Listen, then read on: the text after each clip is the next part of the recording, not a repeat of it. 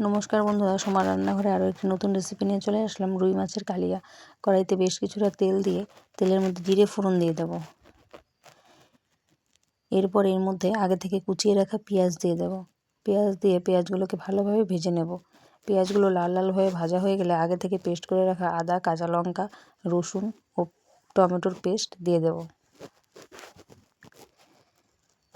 এরপর এর মধ্যে কিছুটা জল দিয়ে স্বাদমতো লবণ, পরিমাণ মতো হলুদ ও কিছুটা ধনের গুঁড়ো দিয়ে দেব।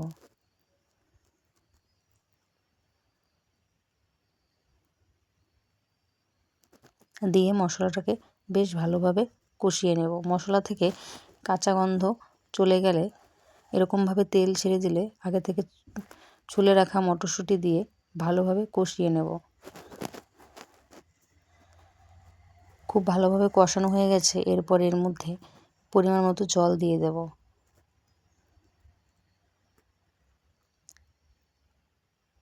জল দিয়ে ঝোলটা ফুটে উঠলে এর মধ্যে আগে থেকে ভেজে রাখা রুই মাছ দিয়ে দেব। দিয়ে কিছুক্ষণ ফুটিয়ে নামানোর আগে বেশ কিছুটা ধনেপাতা দিয়ে ঝোল নামিয়ে নেব। কেমন হয়েছে বন্ধুরা জানিও রুই মাছের কালিয়া। এরকমভাবে রুই মাছের কালিয়া করলে দারুণ লাগে খেতে গরম ভাতের সাথে।